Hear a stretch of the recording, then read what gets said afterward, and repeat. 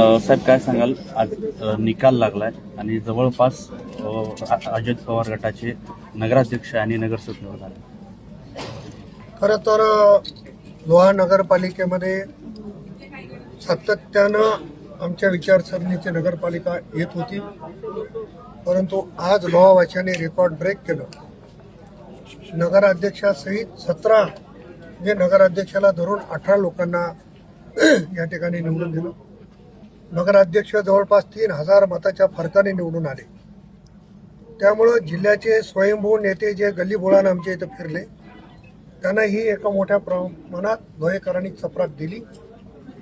राष्ट्रवादीचा निकाल आपण जर बघितला तर राष्ट्रवादी काँग्रेसने 3 ठिकाणी नगराध्यक्षासहित, देगलूरला नगराध्यक्षांनी 17 जागा,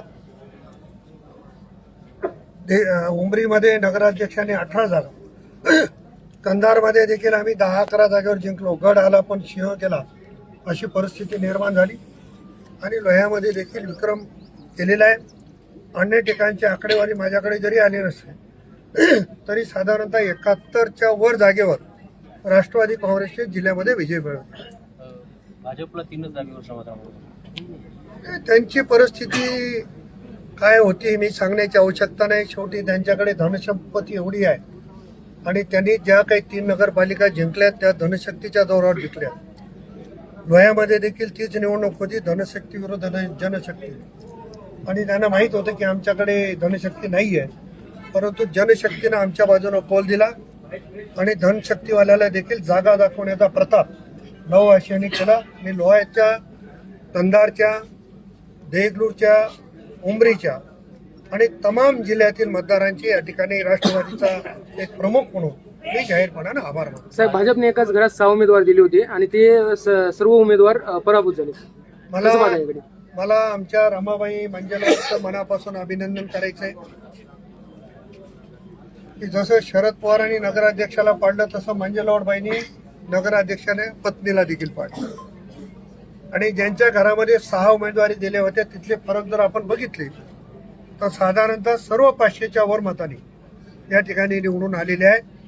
त्याच्यामुळं इथं कोण 6 उभा केला याच्यापेक्षा 6 जणांना कोणी परवानगी दिली त्याला चांगली चपराक या निमित्ताने भेटली. अशोक चव्हाणांनी प्रतिष्ठेची केली होती, गल्लीबोळात फिरले पण त्यांना यश मिळालं नाही. लोह्याची जनता ही ओळखून आहे. लोह्याची जनता विकासाच्या सोबत राहणारी आहे आणि लोह्याने आजपर्यंत मधला 5 वर्षाचा गॅप जर सोडला तर सातत्यानं आमच्या विचारसरणीची लोहा नगरपालिका आलेली आहे. यापुढे देखील आम्ही लोहा नगरपालिकेमध्ये जो शब्द दिलाय, कंधार नगरपालिकेत जो शब्द दिलाय, किंवा मी ज्या ठिकाणी प्रचाराला गेलो आणि त्या ठिकाणी जे आश्वासन राष्ट्रवादीचा प्रमुख म्हणून दिलेलं आहे ते आदरणीय अजितदादा पवार साहेब, आदरणीय तटकरे साहेबांच्या नेतृत्वात पूर्ण करण्याची जबाबदारी देखील मी स्वीकारलेली आहे आणि या निमित्ताने ते पूर्ण करण्याचं आश्वासन देखील देतो.